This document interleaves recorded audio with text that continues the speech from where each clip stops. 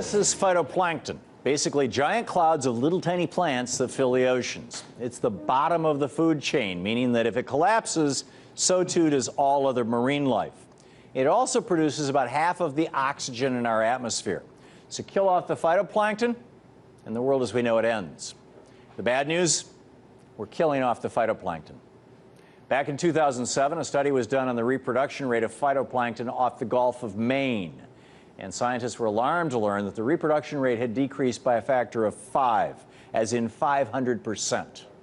As in the amount of phytoplankton that could be produced in a day now takes 5 days to produce.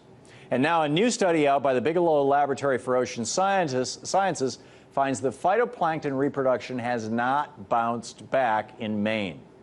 This is big-time bad news for Maine's marine industries, because the food chain that leads to every fish we eat starts with phytoplankton. No phytoplankton, no fish. Even more frightening, this phenomenon isn't exclusive to the Gulf of Maine. It's happening all over our planet.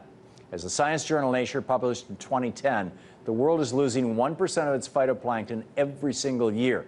And in the northern hemisphere, places like Maine, we've seen a drop-off of 40% since 1950 in phytoplankton. So we're not just talking about Maine fisheries getting wiped out. We're talking about fisheries around the planet. This is a catastrophic shakeup of a global food chain. And it's not just about the food we all like to eat, but we like to breathe even more. Someone can go a few days without eating, but you can only go a few minutes without breathing. And we can thank phytoplankton for giving us oxygen to breathe. Roughly half the world's oxygen supply comes from phytoplankton, which inhales carbon dioxide and binds the carbon and exhales oxygen. But phytoplankton are being killed off by a 1-2-3 punch of warmer waters, changing salinity levels, and most importantly, increasing levels of carbonic acid in the ocean, and acid formed when the ocean absorbs the carbon dioxide that we are pumping into the atmosphere when we burn coal, oil, gasoline, and natural gas. The global warming from our burning these fossil fuels is melting permafrost and ice around the Arctic Circle, exposing ancient peat bogs to the air that have been, and these things have been trapped under the ice for hundreds of thousands, in some cases even millions of years. The peat then decomposes, releases methane, a greenhouse gas that's 25 times more potent at warming our atmosphere than carbon dioxide. A team of ecologists with the University of Alaska Fairbanks has found so far more than 150,000 of these methane leaks bubbling up into the Arctic. So to recap, humans releasing carbon into the atmosphere is causing temperatures to rise, which is causing polar ice caps to melt, which is releasing methane, which is causing temperatures to rise even faster, which is making the oceans more acidic, which is contributing to the death of phytoplankton, on which the global food chain depends to survive, and we humans depend on to breathe. If this continues, we're looking at the end of the world as we know it in this century.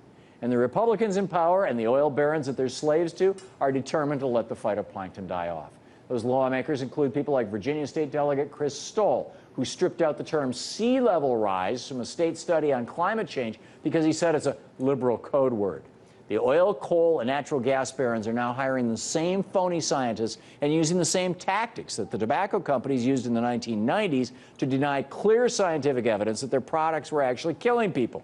The 2010 election saw over $300 million in outside corporate cash spent, a lot of which came from climate change denying oil, coal, and natural gas corporations. And every single freshman House Republican has gone on record to deny the existence of man-made global climate change. Meanwhile, phytoplankton continues to die off because global temperatures continue rising. If we haven't already hit a tipping point when it comes to climate change, then unless something is done very, very quickly, we will very soon.